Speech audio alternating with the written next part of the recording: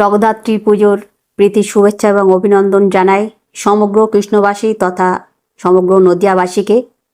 আমরা সকলেই অবগত আছি, রাজা কৃষ্ণচন্দ্র এই জগদ্ধাত্রী পুজোর শুভ সূচনা করেছিলেন এই নদিয়ায়। আজকে সেই পরম্পরাকে বজায় রেখে আমরা বিগত দিনে দেখেছি জগদ্ধাত্রী পুজো হুগলির চন্দননগরে খুব সুন্দরভাবে হতো, কিন্তু বর্তমানে কয়েক বছর ধরে সেই ঐতিহ্যকে ধারাবাহিকভাবে বহন করে চলেছে এই কৃষ্ণনগর শহর। খুব সুন্দর জাঁকজমকভাবে আজকে চন্দননগরকেও প্রায় ছাপিয়ে যেতে চলেছে, যে আজকে কিন্তু বাইরের বহু মানুষ এই কৃষ্ণনগর শহরে জগদ্ধাত্রী পুজো দেখতে আসেন, তার কার্নিভাল দেখতে আসেন। এটা নদিয়াবাসী হিসাবে আমাদের কাছে একটা অনেক বড় পাওনা, কারণ সেই জায়গাটা আমি মনে করি যারা জগদ্ধাত্রী পুজো করেন দায়িত্ব নিয়ে, যে সমস্ত ক্লাব বারোয়ারি আছেন, তাদের কাছেও আমরা কৃতজ্ঞতা প্রকাশ করি। তারা খুব সুন্দরভাবে একটা অর্গানাইজড ওয়েতে এই জগদ্ধাত্রী পুজো করেন।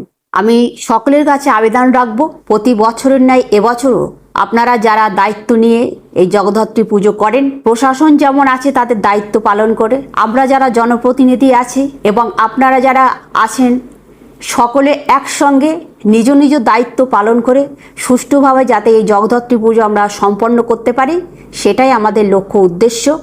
মা জগদ্ধাত্রী আসছেন জগতের মা, তাঁর কাছে আমাদের প্রার্থনা তিনি সকলকে ভালো রাখুন, সুস্থ রাখুন, এই আশা আমি রাখছি।